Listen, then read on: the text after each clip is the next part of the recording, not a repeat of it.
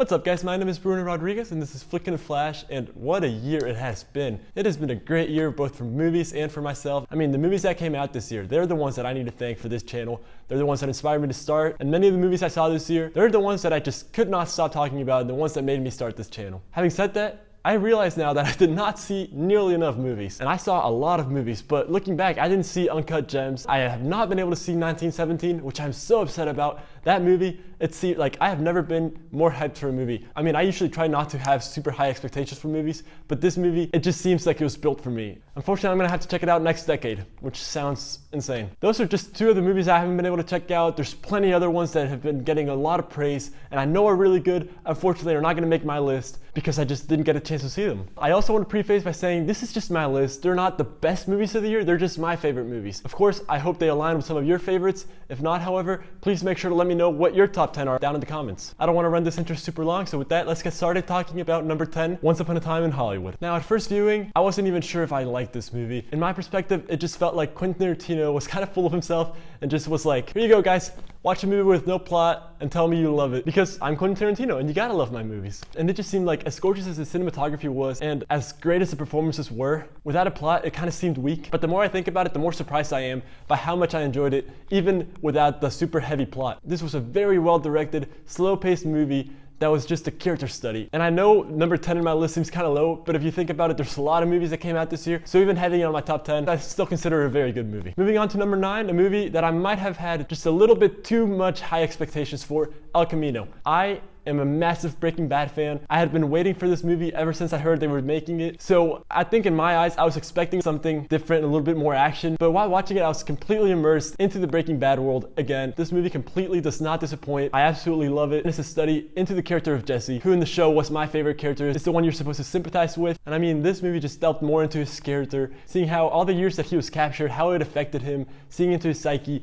and it completely delivers into a very satisfying end to his character. And I gotta give credit to Vince Gilligan for stepping out again, risking going back in after what many consider to be a perfect ending and giving us another very good entry. Moving up to number 8 is gonna be The Irishman. Al Pacino, Joe Pesci, and Robert De Niro, and they were directed by Martin Scorsese. This movie could not go wrong. Even from the beginning, it was bound to be a great movie, and it completely delivered. For me, in my eyes, I felt like the first 2 acts were a little bit slow, but the third act, I mean, those two were just a very good build up to that third act. If it felt slow for some reason, it was because it was deliberate. I mean, it was just building up these characters for the massive third act that ensued afterwards. Moving on to number 7. I know I'm gonna get a little bit of hate maybe, but at heart, I'm just such a massive comic book fan. I have to put Spider-Man Far From Home here. I mean, I am the biggest Spider-Man fan that I know. I love Spider-Man. I grew up with the Tobey Maguire movies. I loved every single one of them. And then following with the Amazing Spider-Man, I was the one that was blinded by how mediocre they actually were, and I loved them. And then when they introduced Spider-Man into the MCU, again, I see their faults,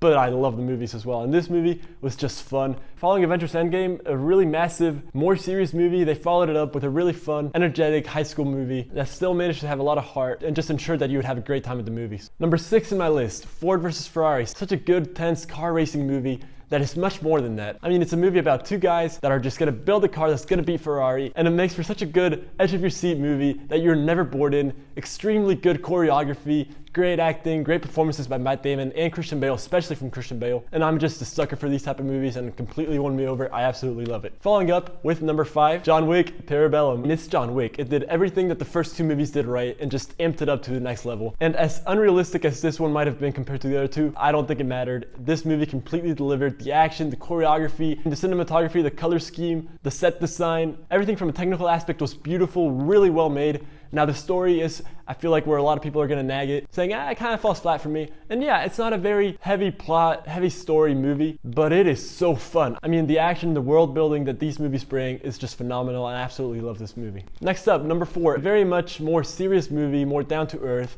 Marriage Story. This was a very realistic portrayal of a family going through a divorce and the effect that that has not only on themselves and their life, but on their kids, their parents, their siblings, and just how sad an event like this can be. And the characters in this movie, they don't have much hate towards each other. They just want to peacefully separate and do their best to avoid damaging their kid's life. And it's a very sweet, very heartbreaking story. that I absolutely love. Moving on to number 3, a very smart movie that I was not expecting to love this much, Knives Out. Now, as a massive fan of these movies, I still was not expecting to love this movie as much as I did. But everything from the super amazing performances to just how it was built to where you think you know where it's going, you think you know who it is, and then at the very end, it still manages to trip you up, all while just studying the family dynamic that is so fun. Just makes for a very fun, again, on the edge of your seat movie that has very high rewatchability, and I cannot wait to check this one out again. Moving on to number 2. Okay, this movie and the one I'm going to put on number 1, they have been up and down for me. I've been struggling to find which one had a bigger impact on me, which one I liked more, which one I had more fun with. But I made up my mind, and I'm gonna have to give number 2 to Joker. Now, this movie could have been my number 1. This is the one that drove me to start this YouTube channel. I just couldn't stop thinking about it. The insane look into this character's psyche, the themes of responsibility as a society that we have on the mentally ill, the cinematography, the score, and the performance by Joaquin Phoenix just made this movie such a special one for me that, again, I am so grateful for. And I feel like the whole world kind of owes this movie a lot. It kind of, like Logan, pushed the superhero genre up a little bit. It's a very well-made character study film hidden inside of a comic book movie. And it's no wonder it's done so well amongst critics and the box office. It is a phenomenal movie, and I absolutely love it. But it can't beat my number 1 movie, Avengers Endgame. Just the excitement that I felt throughout this movie. I mean, I was one of those people jumping up and down in their seats, along with my other 10 friends that we came with. Just the amount of joy I felt throughout this movie, the amount of times I clapped and cheered and just jumped up and down, and how they were able to balance that with a very serious tone as well. And you could just go from laughing to crying in 1 second. That, while also trying to balance all the storylines and characters in the movie. From a technical aspect, I cannot imagine the amount of work that the Russo brothers did. I mean, everyone, you could tell that it was just so much effort being put into this movie. It's the movie that the MCU had been building towards all these years, and they completely delivered. It did not fall flat, and they stuck the landing.